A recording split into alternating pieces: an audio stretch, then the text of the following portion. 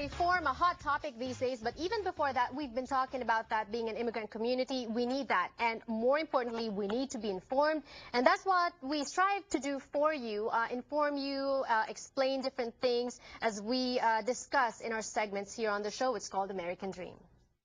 This American Dream segment is brought to you by Aquino & Lowe Law Firm, answering your immigration questions. Attorney Allison Aquino joins us today on the show. Hello and welcome to Kababayan today. Hello, Janelle. Allison, okay, immigration reform, it's been talked about almost every day. It's in the news almost every other day. It's the headline. But there are misperceptions about it, the most common of which is people probably asking you, is it already enforced? Tell us about that. Exactly. I have had quite a number of people actually call into my office and ask, well, now that it's become a law, what do we do? Right. And a lot of it stems from the fact that there was the bill that passed. However, it only passed the Senate Judiciary Committee. What does that mean, Allison? There's a whole process before a bill actually becomes a law. So at the very beginning, it starts off in committees. You know, there's so many people in Congress, they can't all talk about it at one time. And so they start with a focus group in a committee. The committee is the one that puts together the actual law, and then they debate about it. And they talk about which actual amendments should be included, which ones should not be included. And then after the committee, then it goes to the full Senate, and then after that, the House of Representatives, and then the president. And so it's a long process. It's a long process. So kumbaga, we just finished step one. Exactly, exactly. But it's a hopeful step, you know, completion of step one. And now that it has moved from the Senate Judiciary Committee, the anticipation is that starting June 10 is when the full Senate hopes to start discussions on the bill itself. So it's not just confusion about that, it's also confusion about the immigration reform bill itself, the text that's in it. And so we're going to try to explain a little bit of those today on the show. Is it easier to divide it into three parts, which is border security, economic opportunity, and Immigration Modernization Act? So what are those things? The bill, as you know, it's very comprehensive. It seeks to address all of the issues in immigration regarding border control, like you said, which is a very important aspect of the bill.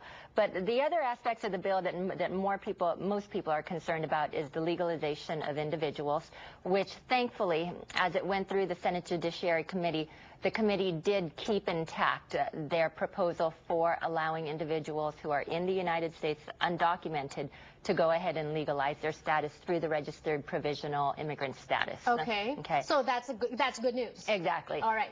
But there are still problems. There's still problems, and there's still concerns, especially with the Asian community.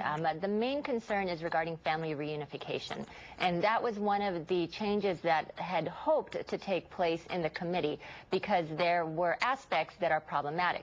The biggest challenge in the bill, which unfortunately continues on to the full Senate because it was approved, are two components. One, which will prevent U.S. citizens, if passed, it will prevent U.S. citizens from petitioning children who are married and over the age of 30. Okay. Presently, they can do that. Right. If it's passed, the proposal is to eliminate that category altogether. Right. And secondly, the proposal continues to include the discontinuation of U.S. citizens being able to petition brothers and sisters. Oh, wow. Yeah. Okay. So is there hope? Is it possible that in the Senate, while they're talking about it, they're debating that somebody proposes to add that into or to put that back in the bill? Exactly. And that's why right now it's very important. The proposal, like I said, is scheduled to go into the full Senate and starting about June 10. So really right now, between now and June 10 and when they go through debates, it's important for people to contact their Congress members, their senators in particular, because this is a time that they can make those changes. They can go ahead and advocate to keep the ability to petition married children over 30, the ability to petition brothers and sisters, and also another component that unfortunately is not included is the ability of same-sex couples to petition their spouse. Right. And so right now is a time where people can go ahead and advocate for these type of changes. Otherwise, if the bill passes as is, people do need to realize that those categories are not going to become available. And that's why they need to move forward right now with those petitions just in case. Okay, let's talk about that. So even as we wait on whatever reform there will be in immigration, the other laws that we've been following, we've been observing are still there. So they can still move forward with different petitions right now, right? Exactly. Okay. But that's why it's important to watch this process, because you see what they're proposing, you see what's available, you see what might be cut out. And these are the things that might be cut out. And that's why individuals need to be able to move forward with those petitions. Otherwise, they might lose the opportunity altogether. All right. And very, very quickly, running out of time, while you wait for that, we also need to be concerned about what's going on right now with immigration, the ones that we have control over. And unfortunately, you wanted to talk about the H-1B unavailability, so there's no more. Unfortunately. The H-1B window, it's the first time since 2008 that there was actually a lottery on the H-1B visas. Oh, wow. So people are applying again. People are applying, companies are applying.